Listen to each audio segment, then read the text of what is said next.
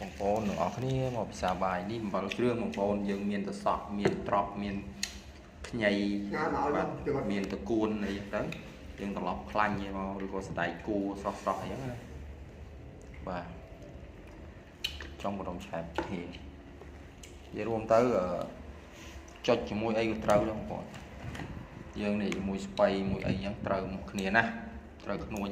នឹងស្នាដៃប្រពន្ធរបស់ខ្ញុំបាទម៉ែដោះស្នាដៃម៉ែបាទអញ្ចឹងយើងឆ្កឹះតែប៉ិនមេដៃមកដាក់ជូរក្រូចមកខាងមកគឺឆ្ងាញ់បដ ாய் បងប្អូនគឺវាឆ្ងាញ់ដឹងតែឆ្ងាញ់ខ្ញុំចង់និយាយថាអត់រាយរាប់អីច្រើនខ្ញុំដឹងតែឆ្ងាញ់ហិមបិលគ្រឿងហ្នឹងគឺវាផ្សំគ្រឿងច្រើនមុខបងប្អូនបាទហើយយើងទុកបានរាប់ខែទុកអត់ចេះខូចទេបាទបងប្អូនអាចកំងចង់ហូបអីកំងខ្ញុំបានអានេះណាហើយអ្នកទំនងលេខទូរស័ព្ទខ្ញុំមកបាទផុសនៅលើ page របស់ខ្ញុំ Facebook ខ្ញុំហ្នឹងបាទអញ្ចឹងយើងមានត្រីអាំងត្រីដុតអីសាច់មាន់ដុតអីយ៉ាងទៅ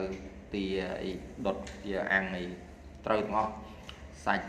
សត្វព្រៃអីគ្រប់យ៉ាងនិយាយរួមណាបើយើងនៅស្រុកស្រែអ្នកណាដែលចូលចិត្តកែបចូលចិត្តកដោអីគឺត្រូវបងប្អូនយើងដាក់ទឹកវាតិចទៅច្បាច់ជូរក្រូចទៅកូវាទៅជាកើតទៅជាទឹកគ្រឿងផ្សេងទៀតរសជាតិវាកាន់តែឆ្ងាញ់ឡើងនេះស្នាដៃបាទរបស់ម៉ែបាទរបស់ម៉ែដោះរបស់ខ្ញុំបាទគឺប្រពន្ធរបស់ខ្ញុំបាទអញ្ចឹងមិនធម្មតាទេទុកបានរាប់ខែបាទដៃមេឆ្ងាញ់ខ្ញុំថាឆ្ងាញ់ទេបងប្អូនបាទឃើញទេបាទគឺយើងដាក់តបអញ្ចឹងយើងហូបបាទ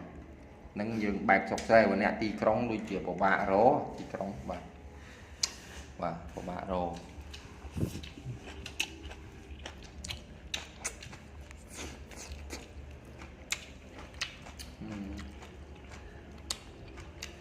បាយមួយចាន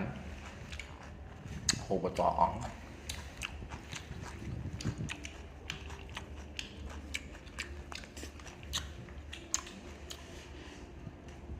កាត់ចិនគេបងប្អូនអើយហូបបាយនឹងឆ្កឹះណាឥឡូវយ៉ាប់ពុំដាក់ពីឲ្យបោះតោះពីអស់ទៅផ្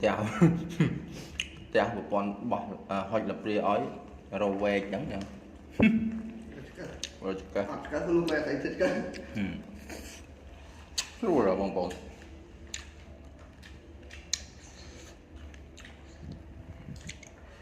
អរគុណស្បៃ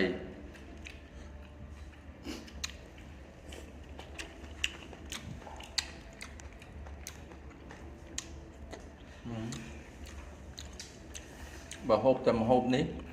ខ្ញុំហូបអត់កើតទេពីមុនឆ្ងាញ់ឥឡូវវាត្រលន់វាបាក់ហូប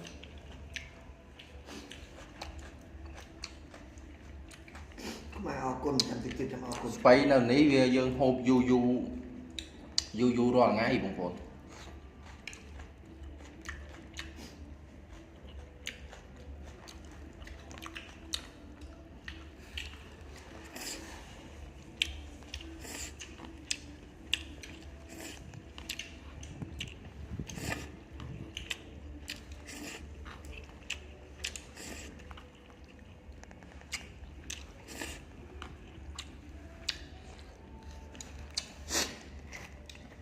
មានអី